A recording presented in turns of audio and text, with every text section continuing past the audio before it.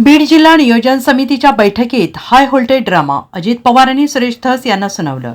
सरपंच संतोष देशमुख हत्या प्रकरणाच्या पार्श्वभूमीवर बीड जिल्ह्यात पार पडलेल्या जिल्हा नियोजन समितीच्या बैठकीत गुरुवारी अपेक्षेप्रमाणे हाय व्होल्टेज ड्रामा पाहायला मिळाला। भाजपचे आष्टीचे आमदार सुरेश धस यांनी संतोष देशमुख हत्या प्रकरणात धनंजय मुंडे आणि वाल्मिक कराड यांच्या विरोधात रान उठवलंय।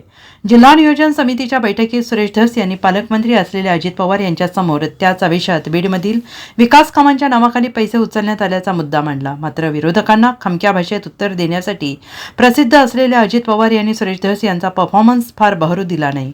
तुम्ही लई मागचं बोलू नका, तुम्हाला जे म्हणायचं आहे त्याची लेखी तक्रार करा असं सांगत अजित पवार यांनी सुरेश धस यांचे बोलणे कापले आणि त्यांना फार वाव दिला नाही।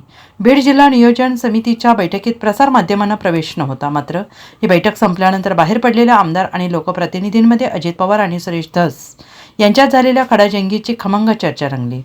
अधिकाऱ्यांनी कुणाच्याही दबावात काम करण्याची गरज नाही। पोलिसांच्या कामातही राजकीय हस्तक्षेप होणार नाही। बीड जिल्ह्यातील कामे दर्जेदार झाली पाहिजे। जर तुम्हाला कोणती अडचण आली तर तुम्ही थेट माझ्याशी संपर्क करा असं अजित पवार यांनी सरकारी अधिकाऱ्यांना सांगितलं आहे। Bureau report SBN Marathi, Beed.